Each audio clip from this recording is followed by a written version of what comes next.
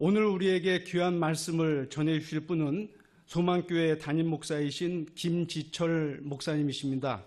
김지철 목사님은 한국 교계에서 정말 사랑받고 존경받는 또 명설교가이신 목사님이십니다. 오늘 부활을 오늘의 삶에 끌어들이라, 이런 제목으로 말씀 선포하실 때 우리 가운데 감동과 도전이 있길 바랍니다.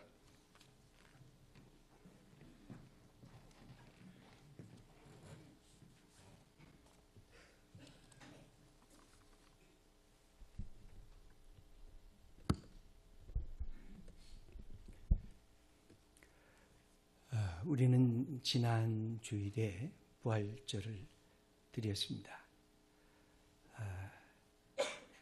우리에게 이 부활이 있다고 하는 게 얼마나 좋은지 모르겠습니다. 저는 이 부활이 있는 예수 믿는 사람이 되었다고 하는 것이 아주 자랑스럽고 너무나 감사하고 기쁩니다. 아마 이 생명에 대한 관심을 제일 많이 갖고 계신 분들이 우리 의료진들일 것입니다. 생명이 어느 순간에 심장이 딱 멈추면 더 이상 회복이 불가능한 것을 아마 제일 잘 아시는 분들이 우리 의료진의 우리 선생님들일 것입니다. 그런데 이것은 과거의 어떤 철학자도 이야기한 바가 없었던 것이고, 어떤 종교도 이야기한 바가 없었던 부활을 기독교는 우리의 신앙의 중심에 그렇게 선언하고 있습니다. 그래서 가끔 어떤 그리스도인들은 이런 말씀도 합니다. 나는 예수님을 다 믿겠는데 부활만 빼고는 다 믿겠다. 혹시 우리 의료 생명을 직접 다스리시는 여러분들이 돼서 그런 마음을 가질 때가 있는지 모르겠습니다. 만약 기독교에서 부활을 빼면 아무것도 아닌 것입니다. 사도 바울은 고린도전서 15장에서 부활이 없으면 믿음도 헛것이고 내가 전도하는 것도 헛것이고 그리고 십자가의 사건도 헛것이다 라는 말씀을 합니다. 그것은 십자가가 아무리 소중해도 부활이 없다고 하면 그 십자가는 자기 죄 때문에 죽었는지 누구도 알 수가 없기 때문에 그렇습니다. 그런데 기독교는 전 세계를 향해서 여태까지 한 번도 없었던 부활의 종교, 우리에게는 새로운 생명의 부활이 있다는 사실을 선언하고 있습니다. 이것이 비지성적으로 때로 보일 때도 있습니다. 기독교인들이 말하고 있는 그 생명이 도대체 뭔가, 죽은 자 가운데서 다시 살아나고 있다는 그 말이 뭔가 하는 질문을 할 때도 있습니다. 저는 부활의 이 사실을 마음속으로부터 받아들이면서 하나님께서 우리에게 이런 축복을 주시는구나. 인생의 마지막은 죽음이 아니다. 죽는 것이 인생의 마지막 이야기가 아니다. 죽음을 넘어선 이야기가 있다. 예수님의 삶이 죽음으로 끝나는 것이 아니라 죽음을 넘어선 새로운 생명의 이야기, 부활의 이야기가 있다. 이것은 모든 인간에 대한 희망이요, 인간에 대한 새로운 생명의 사건을 우리에게 주시는 그런 말씀으로 다가오는 것입니다. 우리를 향해서 내가 서 있는 지금 현실이 마지막이 아니다. 내가 지금 고통받고 있는 이 현실이 내 인생의 끝이 아니다. 그러니 포기하지 말고, 그러니 좌절하지 말고, 거기에서 넘어져서 주저앉지 말고, 예수님이 죽은 자 가운데서 다시 사셨기 때문에 다시 일어나라. 아직까지 우리가 해야 할, 써야 할 우리의 이야기들이 많이 있다. 이것을 이 시대에 말씀하고 계신 것이고, 우리 예수 믿는 사람들이 가장 절망스러운 자리에 들 때에도 우리에게 하시는 희망이요, 우리에게 하시는 하나님의 은혜의 사건이라고 할 수가 있습니다. 저는 엊그제에 아직 개봉되지 않은 서서평이라고 하는 영화, 이 약간 다큐멘터리 영화를 봤습니다. 엘리자베스 쉐핑이라고 하는 간호사 출신이 이 땅에 와서 광주를 중심으로 해서 복음과 사랑을 증거하면서 그의 삶을 아낌없이 내어놓은 것. 도대체 누가 저런 마음을 줬을까? 우리 아까 기도해 주신 선생님이 이 땅 130여 년 전에 이곳에 척박한 조선 땅에 와서 예수 그리스도의 복음을 증거하고 고통받는 사람들, 버려진 사람들, 아무것도 배우지 못한 사람들에게 예수 그리스도의 복음을 가르쳐주고 아픈 자들을 친히 치유하신 그런 마음이 도대체 어디서부터 온 것일까?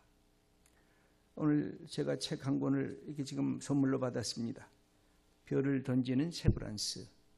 여러분들도 아마 갖고 계실는지 모르겠습니다.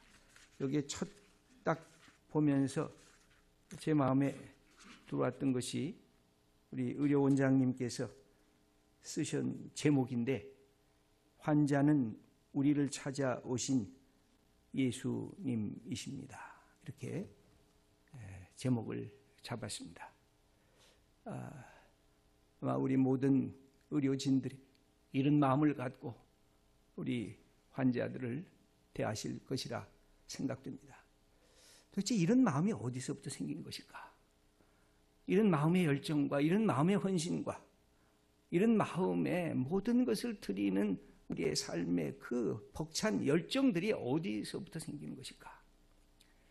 예수 그리스도의 부활을 빼고 얘기할 수 있을까?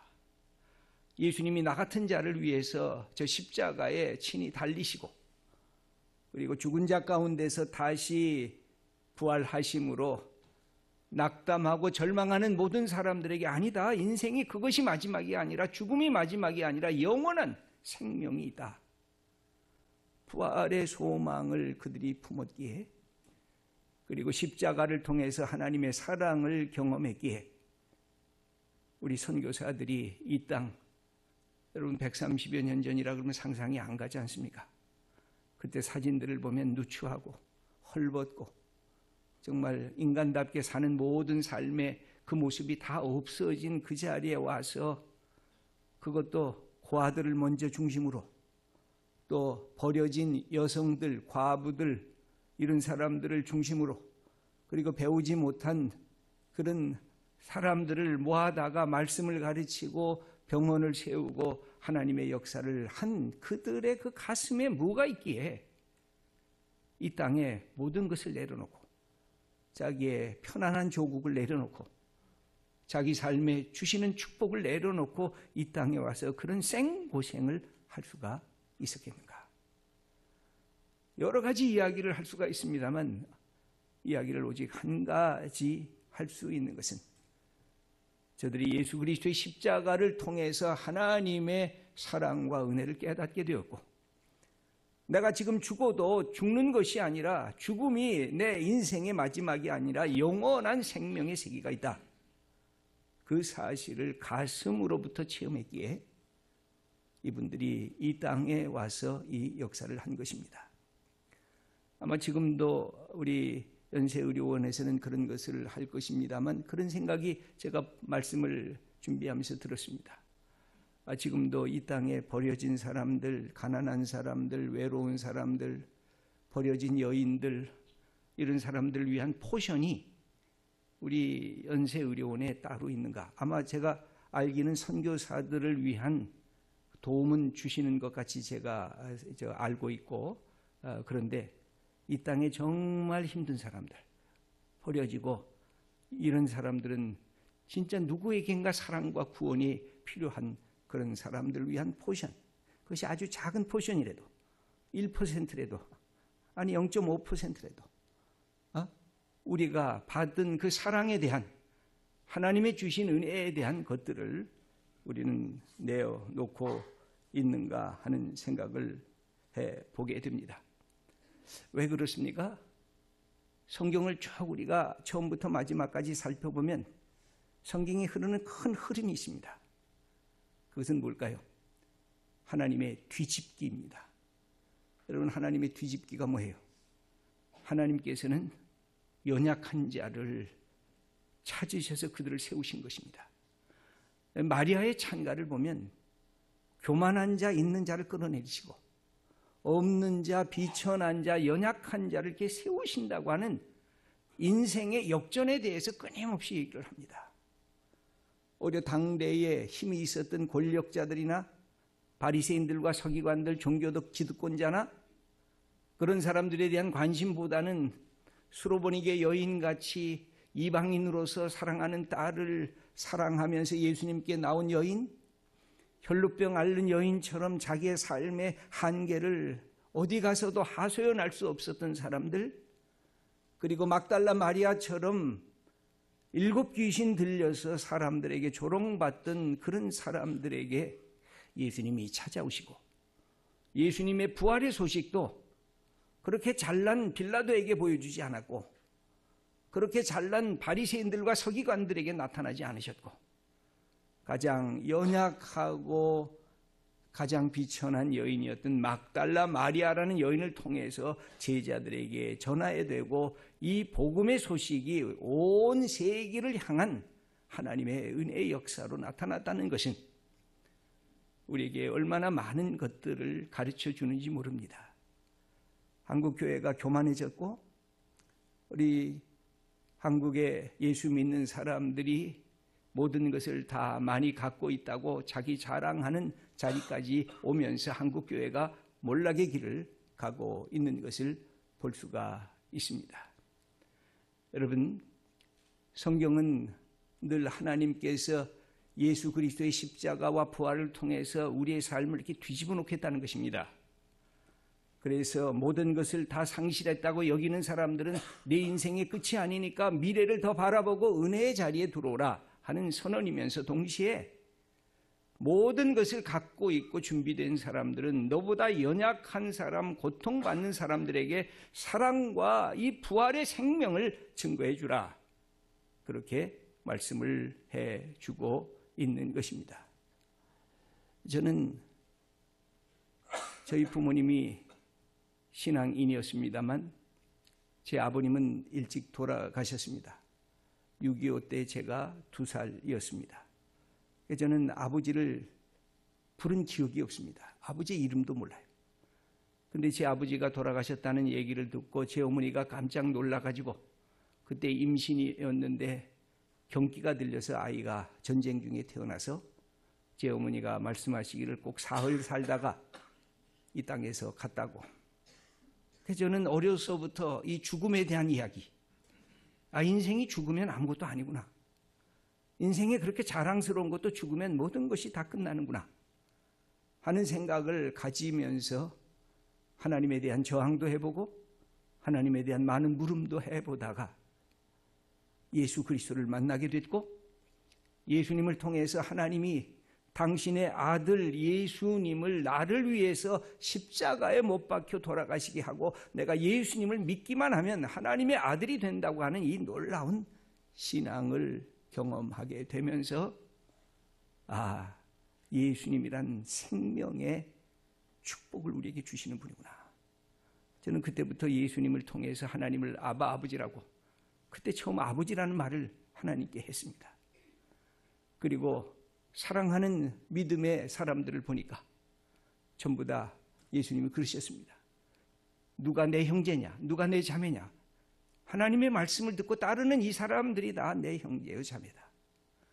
저는 그 소식을 들으면서 다시 봤더니 형제 없는 컴플렉스, 아버지 없는 컴플렉스가 제 인생의 초반전에 저를 꽉 얽어맸었다고 한다면, 예수 그리스도를 믿으면서 하나님을 아버지라고 부를 수 있구나, 믿음의 친구들을 형제요 자매라고 부를 수 있구나 하는 새로운 삶의 자리로 나아갈 수 있는 축복을 받게 됐습니다. 거기에는 늘 예수 그리스도의 이 생명의 주님이 제게 가까이 다가왔습니다. 유진 피터스의 부활이라고 하는 자그마한 책자가 있습니다. 거기에서 그는 이런 말을 합니다. 처음 예수 믿은 사람들에게는 가슴이 뜨겁고 영적으로 그렇게 활발한데 자기를 지루하게 만드는 사람들이 있다는 거예요. 그래서 지루하게 만드는 사람들에게 물어보면 예수님 얼마나 동안 믿었냐 그랬더니 20년 믿었다는 거예요. 30년 믿었다는 거예요. 20년, 30년 되면 사람이 지루해진다는 거예요. 왜 그럴까요? 그 속에 생명이 자꾸만 방전되기 때문에 그렇습니다. 그 속에 생명의 에너지가 사라지고 있기 때문에 그런 것입니다. 여러분, 우리가 이 부활의 자리를 들어오게 될 때 요새 4월이 얼마나 지금 멋진 계절이 지금 지나가고 5월달이 지금 다가오고 있지 않습니까? 저는 저희 교회에서도 그런 말씀을 드렸습니다. 좀 이 삶을 이렇게 하늘과 땅을 보면서 생명의 주님을 경험했으면 좋겠어요. 가셔서 조그만 시간에 커피 한 잔이라도 하시면서 그 뜰에 핀 개나리, 이제 개나리가 다 졌더라고요. 진달래도 다 지고 벚꽃도 다 떨어졌더라고요. 이제 아마 철쭉꽃이 이렇게 피게 될 겁니다. 이렇게 보면서 이게 생명의 기쁨, 그걸 누렸으면 좋겠어요. 그 다음에 여러분, 주일이라는 게 뭡니까?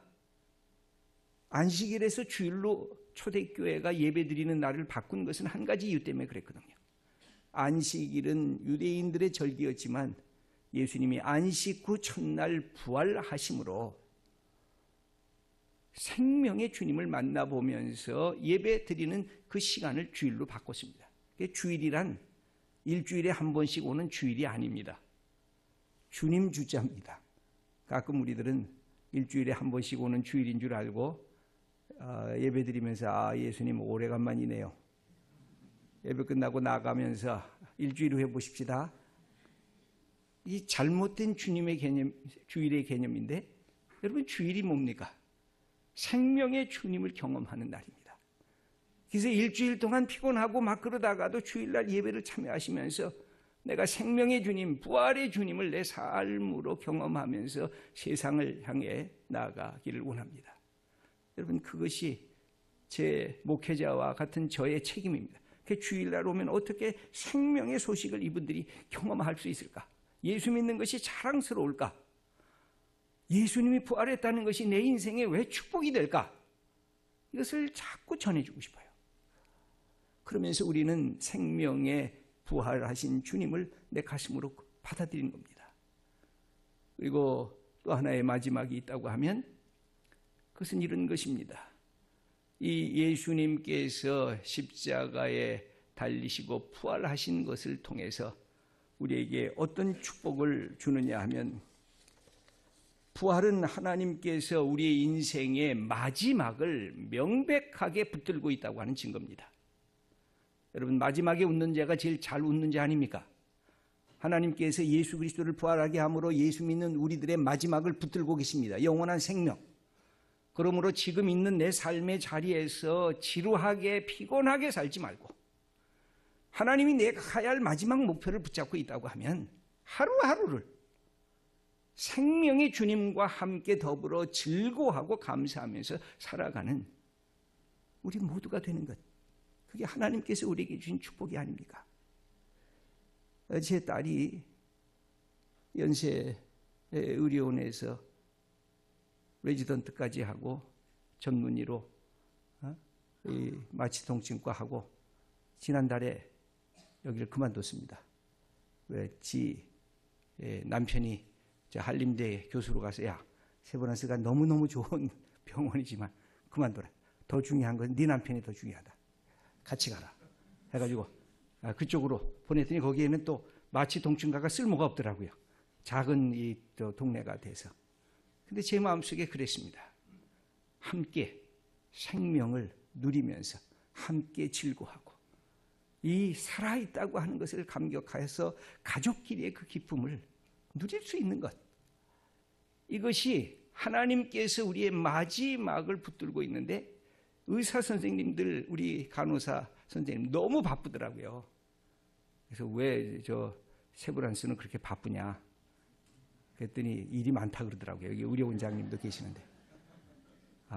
그래서 그것도 조금 조정하셔서 좀 쉼의 시간도 주셔야 될 겁니다. 이 생명의 기쁨은 그렇게 환자를 볼 때도 생명의 기쁨이면 그때는 쏟아붓는 거거든요. 그런데 같이 잠깐 이렇게 산보도 하고 가족끼리 하루라도 가서 어디 가서 너희들끼리 갔다가 와라. 여러분 생명이라고 하는 것이 이게 다이나믹한 거거든요. 살아있는 거거든요. 저는 우리 연세의료원이 우리 대한민국의 최고의 의료원 아닙니까? 이 역사도 제일 길고 그리고 제일 좋은 의료원 아닙니까? 우리 연세의료원에서 이 모든 것들 우리는 생명을 잉태하고 생명을 선물하고 생명을 이 세상에 나누어주는 그런 바로 이 연세의료원이다. 그런 자부심을 갖고 이 부활의 기쁨이 한 주간만의 부활의 기쁨이 아니라 우리의 평생 주님 앞에 서는 그날까지 마음껏 누리시면서 우리가 에너자이저가 돼서 생명의 에너지를 우리가 세상을 향해 또 마음껏 전해주시는 우리 연세 의료원 우리 모든 가족들 다 되시기를 축원합니다. 하나님 아버지 감사합니다. 우리에게 주신 이 귀한 믿음, 사랑, 소망 우리에게 축복으로 주셨습니다. 무엇보다 생명의 축복을 부활의 축복을 주셨습니다. 인생 이제부터 내 인생을 다시 써라. 내 인생이 지금이 마지막이 아니니까 앞으로 쓸 이야기가 있다고 우리에게 부활의 미래를 가르쳐 주셨습니다. 감사합니다. 우리 세브란스 이 연세의료원 모든 분들 우리 의료원장님 이하 모든 분들에게 하나님의 복을 주셔서 이곳은 생명이 세상을 향해 증거되는 곳이다 하는 그 큰 마음으로 사랑과 생명 만들어가는 주님의 학교 또 병원 모든 직원 또 의사 선생님들 우리 간호사 선생님들 또 모든 직원들 다 되게 하시옵소서. 감사드립니다. 예수님의 이름으로 기도드립니다. 아멘.